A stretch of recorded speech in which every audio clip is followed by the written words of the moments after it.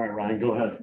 Although it's like as the world turns, you guys have been through everything, and now 3 players are gone that you guys had high hopes for. How did you guys handle that news? Obviously, I think we just kind of had to focus on this game and try to get that next man up mentality. Obviously, we've been through a lot with this last week with Graham, with Noah, and then this. So just try to get everybody ready to go and next man up and focus on the task at hand. So for both of you guys, is it just an us against the world mentality where you guys have to just come together just in that group, in that locker room? Absolutely. We play for the name on the front and for the guy that's next to us, in the huddle, and for the state. So, it's a tight-knit circle, and we're just playing for each other every single night. So with all the adversity over the last week, obviously Graham, Noah, and obviously the 3 transfers, you had to like the effort tonight though, right? it's the best defensive effort we've ever had. And like X said, I think it goes a long way because in the huddle we have these guys that they're Wyoming basketball players, and they're playing for the name on the front, and that's what you saw tonight. That tight knit group that held the team 33%. So. I mean, obviously, a lot of fans are wondering what's going on. Can you speak to what the current locker room, the remaining guys, what just the attitude is and your feelings about Jeff Lindgren? I love Coach. I mean, I die for him, and I would pick nobody else to be in my foxhole. Like he's got my back no matter what. One of the huge reasons I came back was because of his experience and his knowledge and what I can learn from him and what he produces. And I have the utmost respect and love for Coach Linder. I know everybody in that locker room does as well. And he's got our backs, we got his back. So. And I think you asked me a question maybe a few times ago about, seems like the world's falling down, and I always have a smile on my face. Just that's how it is for everybody in the locker room. Hope stay high, and we know that there's brighter days ahead. How?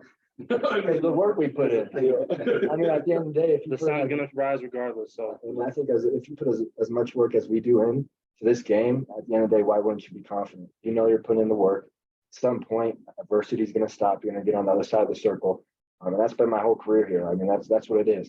So just giving that message. I mean, if you quit now, you don't have that spark in you, then obviously it's probably a good time to stop playing the game. So I know you wanted to finish your super senior season, obviously with a lot different record, but yep.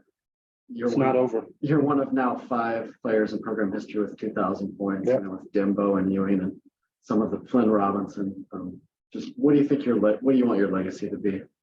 Just a cowboy tough. I think at the end of the day, I've given this program, and everybody jokes around. I've been here for 6 years. I'm getting this record. Anyone can score 2,000 in 6 years, but I've been here for 6 years. I mean, it's not something you see very often in college basketball anymore. And I was a cowboy through and through. And I think just that hard work that I kind of put into the game and the love I had for it, it'll show both in the record books, and anyone that came to the game can see it. And that's what I want my legacy to be. Someone who was loyal and stayed around. And as long as I'm here, nobody's gonna wear 24 again. So Excellent. What would you like to tell your grandkids one day that you played with the 2,000 point scorer? well, I'm also going to tell them that I played with the all-time leading assist leader, and I helped him get a lot of those. So I'm going to tell them that too. It looked like the team chemistry was really strong tonight. I mean, how much can you guys kind of build off that with the group that you have in this locker room? I think you saw the first step tonight with that defensive effort. If we can do that more consistently, obviously, at the end of the day, we're going to be in a position to win games, and we're going to be in a position to win games consistently. And at that point, it's only a matter of time before the dominoes fall and we start having things go our way. So, Well, for both of you, Caden Powell really showed a lot tonight. Really had a great game. Was all over the place, on the floor, doing the things that you've done for years and you've done for years. For both of you, just what does it mean to see him kind of growing up before your very eyes? He's had to mature really quickly this year. And my freshman year, I had to do a similar thing, and he's really filled into the shoes that we need him to fill into. And God, the sky's the limit for that kid. yeah, he's going to be really, really good. And I think at the end of the day, like Ag said, there's a learning curve to college basketball. You got to find your role. And at the end of the day, he's starting to figure out what he needs to do and how he can affect winning. And if he continues to do that, he's a smart kid. He's going to be just fine. He's going to have a great career ahead of him. That's good. Yeah, really. Thank you, fellas. Appreciate you guys.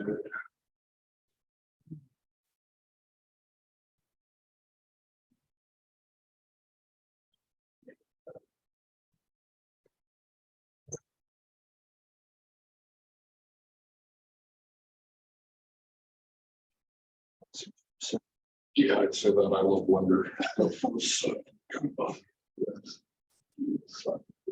Has to be out.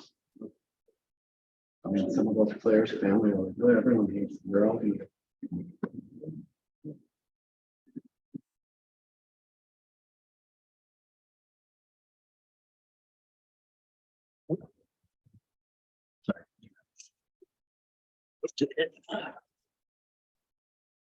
Yeah, good.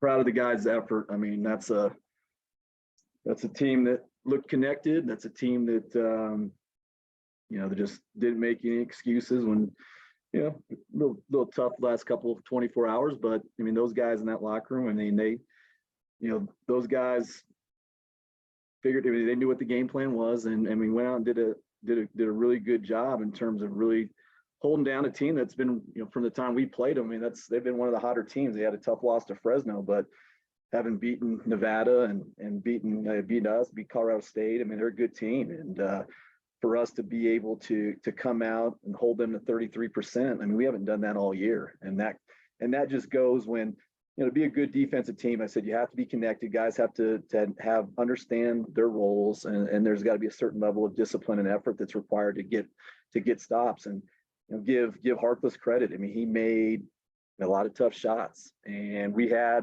which we knew. I mean, against them, I mean, you're going to get open looks the way their defense is, and we got some open looks. I mean, at the end of the first half, where we had the front end of the 1-and-1, 2 of them where we missed, or we could have kind of maybe got a little bit of a cushion, and then the start of the second half, where we are 2 or 3 minutes in, when we gave up a couple threes in transition, where we had a little bit of momentum. But like I said, it looked right, it felt right.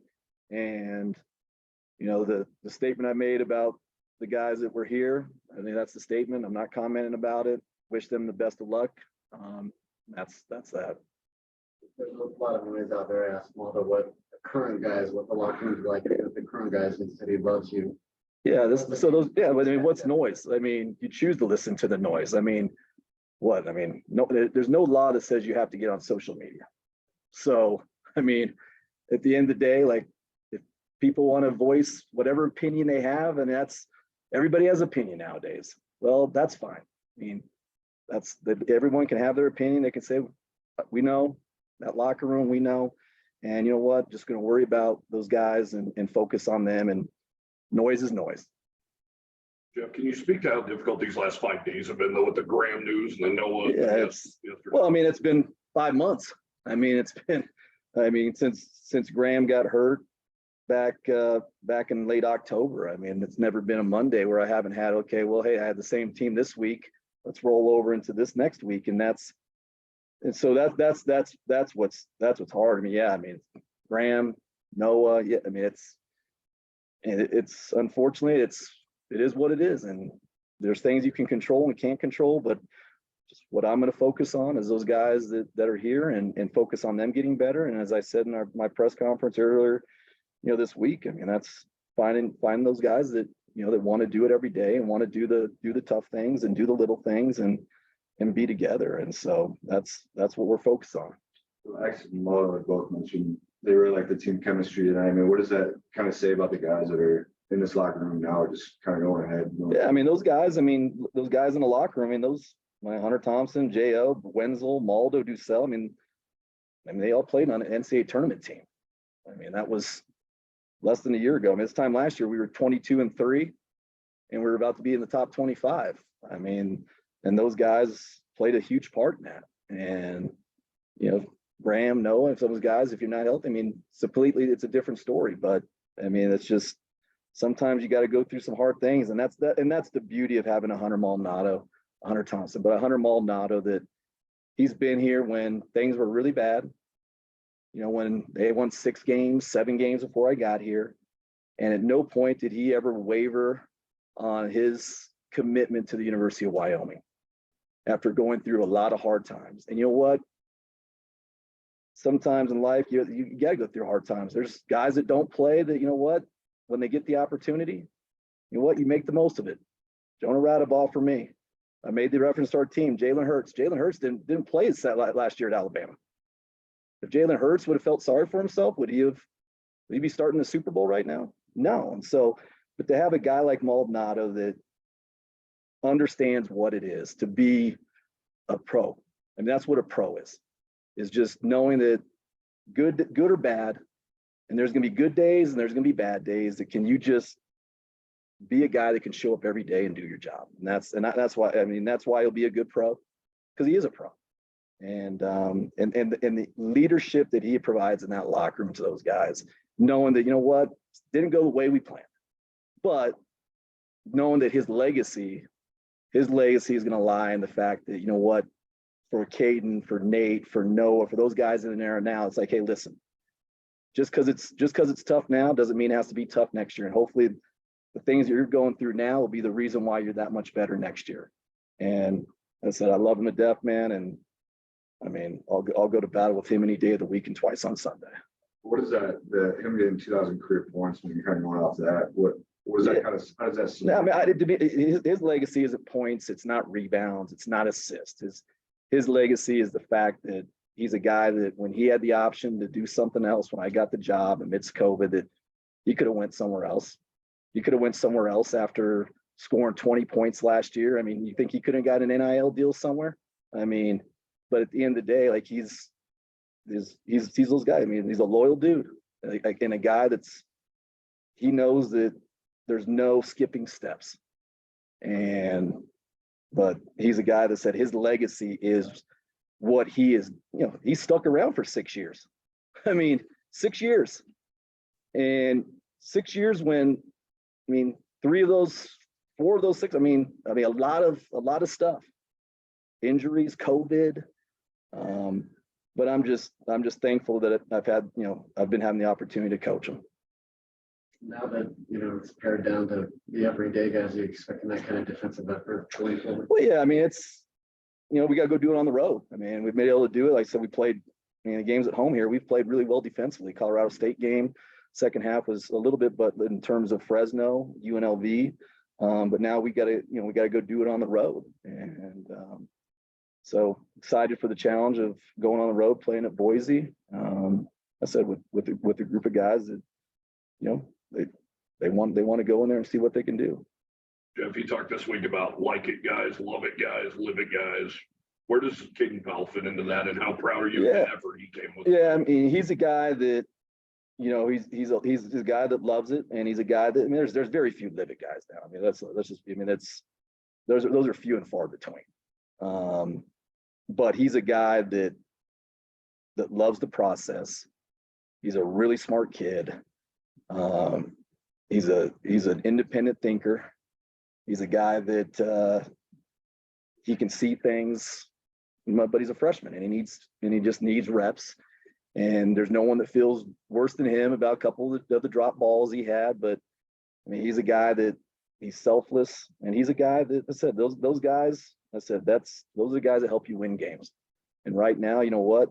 It's tough, but in the long run, I mean, guys like Caden Powell, Nate Barnhart, Noah Reynolds, those young guys. I mean, those guys are gonna be good players for us. I see you down there when all the guys are coming off and you're shaking hands with them and stuff and dapping them up. Is that a way to just say thank you for that effort you put in tonight? No, I mean, that's what we do. I mean, for my guys, I said, we all have choices. And that's where those guys, I mean, they've had a choice. Graham Ike had a choice not to come back here last year. I mean, but at the end of the day, you have, those guys, I can live with that. They gave me everything they got, and that's all I can ask. I mean, I can lose that way. But the beauty of it is that we can turn back around tomorrow, we can watch film and we can practice, and we're going to get better.